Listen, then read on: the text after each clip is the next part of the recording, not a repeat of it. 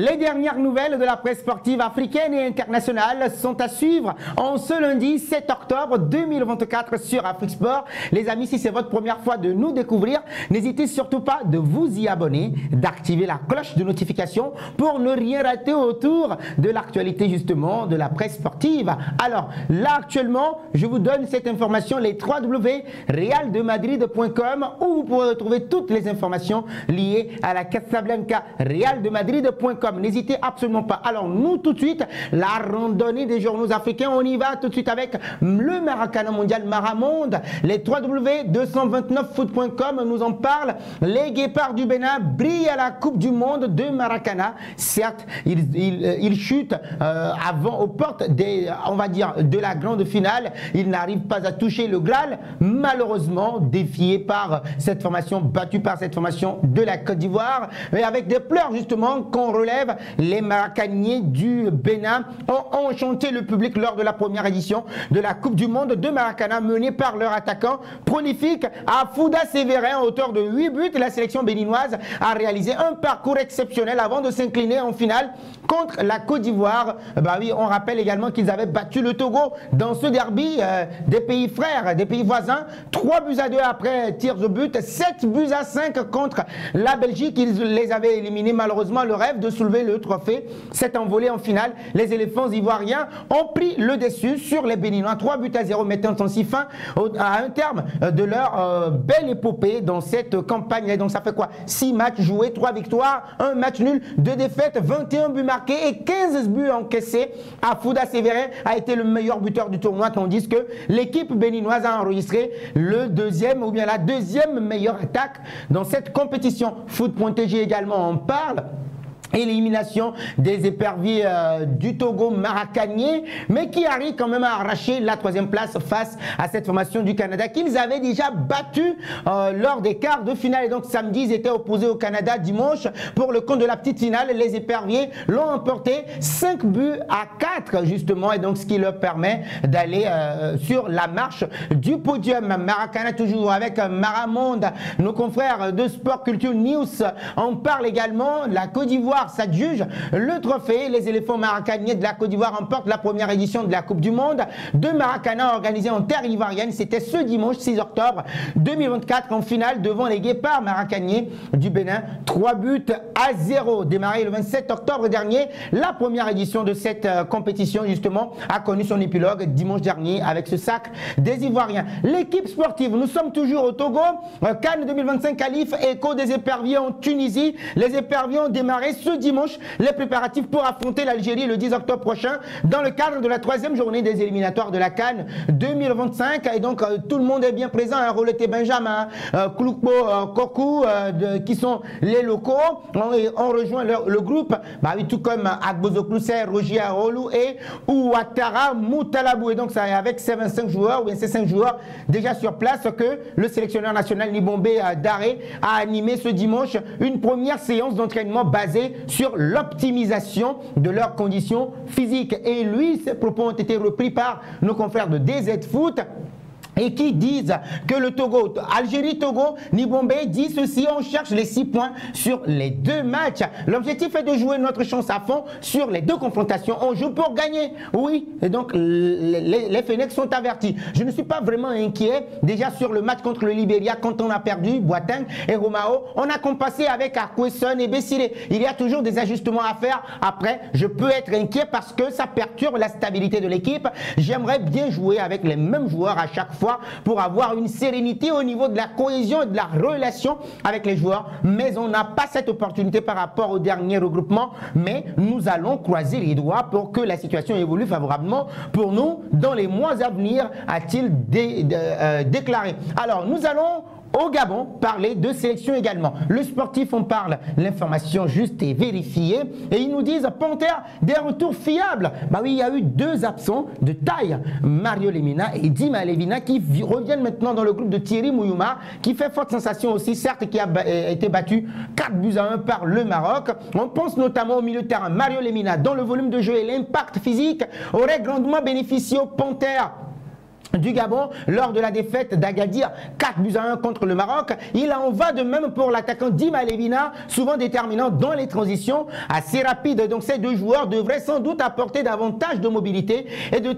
densité à un collectif qui reste en quête de certitude dans certains domaines. Et donc de plus, le retour en sélection après un an d'un certain Noubi Fotso, gardien numéro 1 justement, engendra une concurrence accrue au sein des cages, bien que Loïs Mbamba semble justement être dans les bonnes postures. Donc quoi qu'il en soit, Thierry Mouyouma, bien qu'il ne puisse pas puiser localement en attendant la reprise du National Foot, continue d'exploiter les ressources disponibles afin d'atteindre l'objectif de qualification selon nos confrères gabonais. Nous allons au Mali, parler toujours sélection et la liste de Tom Saintfiet, c'était hier, il a dévoilé cette liste à Match Mali, on parle bimensuel malien, éliminatoire CAN 2025 des 24 aigles pour la double confrontation. Tom Saintfiet l'a dévoilé, il s'est appuyé, il a retenu 18 joueurs en plus de 6 autres, 18 joueurs de la précédente liste d'Eric Schell, et il en a ajouté 6 pour sa nouvelle liste. Donc j'ai conservé 18 joueurs qui ont joué les 2 premiers matchs, je les ai complétés avec 6 nouveaux joueurs, a-t-il expliqué, en attendant de scruter les autres également. Et donc ça fait quoi? 3 gardiens, 6 défenseurs, 8 milieux de terrain, 7 attaquants. Les 6 nouvelles têtes sont Lassine Sinayoko, El Bilal Touré, Néné Dorgelès, attaquant, Amadou Aïdara Doudou, Ibrahim Sissoko, milieu de terrain, et Ibrahim Sissé, défenseur. Donc concernant l'absence du défenseur Sikou Niakate, du milieu de terrain, Kamori Doumbia et de l'attaquant Moussa Silla, le coach Tom Saintfiet a été clair, Sikou a refusé la convocation, Kamori a besoin de plus de temps de compétition. Quant à Moussa Silla, j'ai fait un choix de complémentarité en privilégiant El Bilal Touré et Mamadou Doumbia. Voilà les déclarations de Tom Saintfiet. Et on rappelle que le mardi 8 octobre, au centre d'entraînement, le sportif d'élite Ousmane Traoré et de Kabbalah, justement, ils sont attendus pour les débuts des prépas. Le Mali croise la Guinée-Bissau le vendredi 11 octobre au stade du 26 mars de Bamako à 19h GMT, avant de se rendre à Bissau le 15 octobre pour la manche retour. Nous quittons le Burkina Faso direction la Guinée-Conakry, avec un homme qui est en train de séduire en ce début de saison 2024-2025 à Strasbourg, Saïdou Sow, le nouveau patron de la défense. Eh bien oui, lui, il était sous les ordres, il n'entrait pas dans les plans de Patrick Vieira, et après n'avoir disputé que 14 matchs l'an dernier, l'ancien de la Suède est désormais le taulier de la défense alsacienne. Leur fort dans les duels, puissant et disposant d'une relance de qualité, le natif de Conakry n'en finit plus d'impressionner. Ainsi, le natif de Conakry confirme son regain de forme observable depuis la fin de la saison dernière. Et donc c'est de bon augure quand même pour la Guinée, le Sili national et Michel Dupuyé, qui forcément avec un Saïdou Sow en pleine forme va affronter l'Éthiopie dans le cadre de la double confrontation justement prévue les 12 et 25 octobre prochains pour les éliminatoires de la CAN 2025. Foot RDC.com, mauvaise nouvelle là à ce niveau, nos confrères nous en parlent, la tuile pour Sébastien Desabre avant la Tanzanie. D'abord, Yohan Wissa n'est pas là, Axel Touenzebe n'est pas là, et donc le manager enregistre un autre forfait. Shadrack Akolo, sélectionné pour la double confrontation face à la Tanzanie, est forfait en raison d'une blessure subie avec son club, a communiqué la FECOFA. On rappelle que le 10 octobre, la RDC reçoit la Tanzanie au stade des Martyrs de Pentecôte pour le compte de la 3e journée avant de se déplacer en Tanzanie pour la 4e journée. Et donc le regroupement a débuté hier pour cette double confrontation. Les Léopards sont bien partis quand même vainqueurs des 2 premières journées. Le Congo n'a besoin que de 4 points pour composter son billet pour la prochaine édition de la CAN 2025 qui se dispute au Maroc. Toujours éliminatoire Cam Foot, nous sommes au Cameroun, vous l'aurez constaté. Le stage des Lions indomptables débute ce lundi et dans la sérénité. Enfin, cette sérénité-là arrive. Nous l'avons suivi, le ministre même a invité le sélectionneur Marc Brice à collaborer avec l'Africa Foot d'un certain Samuel Eto'o. C'est donc le 14 octobre, les 2 pays vont s'affronter. Il s'agit justement des Harambee Stars qui sont très attendus et donc par le Cameroun au stade Amadou Ahidjo de Yaoundé, comme souhaité par Marc Brice. Et donc après cela, ils vont se rendre à Kampala pour la 4e journée, car avec 4 points chacun, la place de leader du groupe J est le grand enjeu en jeu justement dans cette double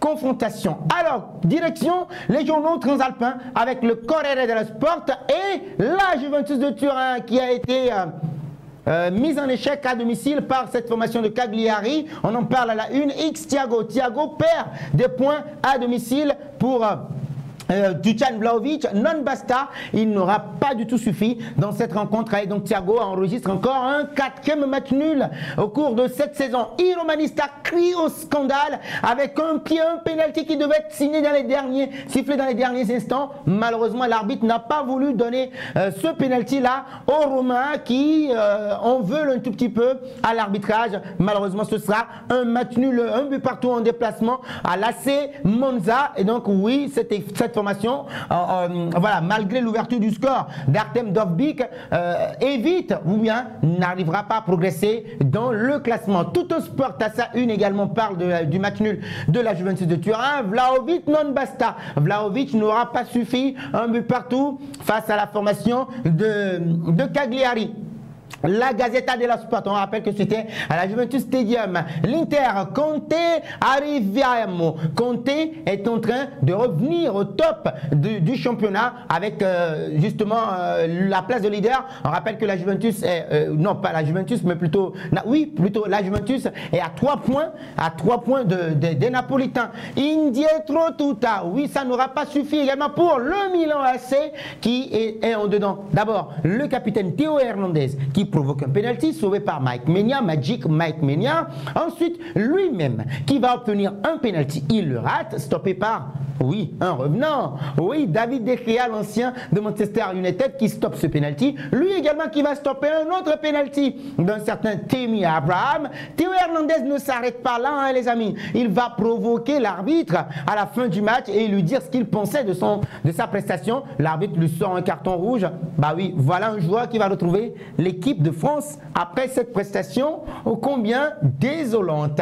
Alors, Quotidiano Sportivo revient sur la prestation de cet homme qui revient au premier plan pour la Fiorentina qui bat le Milan AC 2-0 à domicile. Un exorcista per il Diavolo. Oui, un exorciste pour le Diable Rouge. Lui qui a sauvé 2 pénaltys dans ce match-là. Celui de Théo Hernandez et puis de Tammy Abraham à la 56e minute. Thiago Motta à la une également avec un certain Douglas Luiz qui n'aura pas du tout suivi dans cette rencontre. Alors, nous allons en Angleterre avec les journaux britanniques et cette défaite des hommes d'Ange Postecoglou face à Brighton and Hove Albion et un buteur, Danny Welbeck, unacceptable. Oui, c'est inacceptable. Postecoglou, fury at collapse. Il est furieux envers ces hommes. 3-2, défaite en déplacement et c'est à la une également de Sport Eye. Ici, c'est nos confrères de The Guardian qui en parle. Brighton Rock, Welbeck Seals, comeback, win over Tottenham. Oui, Danny Welbeck permet justement à Brighton and Hove Albion de pouvoir revenir à hauteur et de dépasser, de battre cette formation d'Ange Postecoglou. Et à la une également, Eric Ten Hag, I think I'm safe despite external noise. Je pense que je suis serein, je suis libre malgré les bruits de couloir. Bah oui, lui, attention, monsieur, vous devez hausser un tout petit peu le niveau parce que Manchester United est apathique. Des back me, ils sont derrière moi, ils me soutiennent selon Eric Ten Hag. C'est à la une du Daily Mail, sans oublier la défaite des coéquipiers de Brendan Johnson qui n'ont pas justement gagné ce match-là. Et ben, ils n'ont pas profité de cette journée pour avancer dans le classement. 3-2 pour Brighton and Hove Albion. Ten Hag insiste, il a support of United hierarchy despite drop draw, malgré les bruits de couloir de son limogeage. Des Games qui en parlent également. Unacceptable. Oui, c'est inacceptable cette défaite des Spurs de Tottenham. Le Daily Telegraph également en parle à sa une pour dire que Postecoglou blast worth Spurs display. Ange Postecoglou blâme un tout petit peu la prestation ou bien gravement même la prestation de ces hommes. Ten Hag talk affecting players. Et Ten Hag est en train d'affecter les joueurs selon la publication du Daily Telegraph. Le Daily Express Sport également en parle à sa une. Crunch talks tomorrow but United reluctant to sack The toiling Ten Hag even after snow draw. Et ce n'est pas tout. I'm still standing. Je suis hors de course. Je suis inaccessible pour Ratcliffe, Jim Ratcliffe, l'un des propriétaires de Manchester United, par rapport au limogeage d'Eric Ten Hag qui reste toujours en poste. Et c'était la une également de Star Sport. Aston Villa 0, Manchester United 0, bored and dodging. Oui, embarrassé. Et là maintenant, on ne sait plus quoi faire avec cette formation de Manchester United qui est apathique. Je le précise encore. Des Sun Sport également à sa une avec cette bagarre entre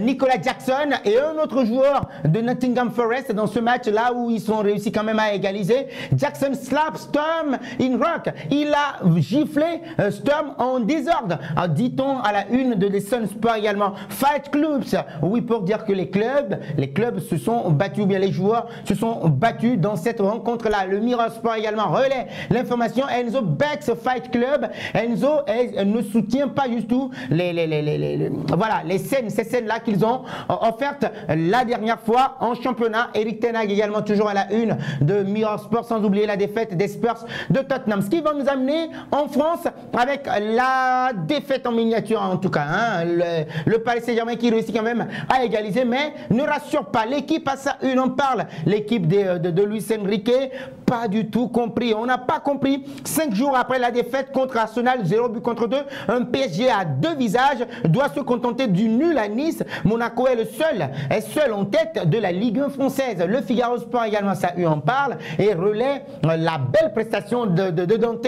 Dante éternel patron, Colomboigny sacrifié, les tops et les flops. Le PSG a concédé un triste résultat nul à Nice en conclusion de la 7e journée de la Ligue 1 française, un but partout, et donc les tops et les flops. Nous allons en Espagne parler de la blessure de Dani Carvajal. Malheureusement, saison terminée, plusieurs blessures au niveau du genou, plusieurs lésions d'ailleurs. Marca en parle à sa une. El Madrid s'est planté à Fichard. Le Real Madrid est attenant et le Real Madrid te réserve un très bel accueil. 3-0 pour le FC Barcelone en déplacement sur la pelouse du Deportivo Alavés.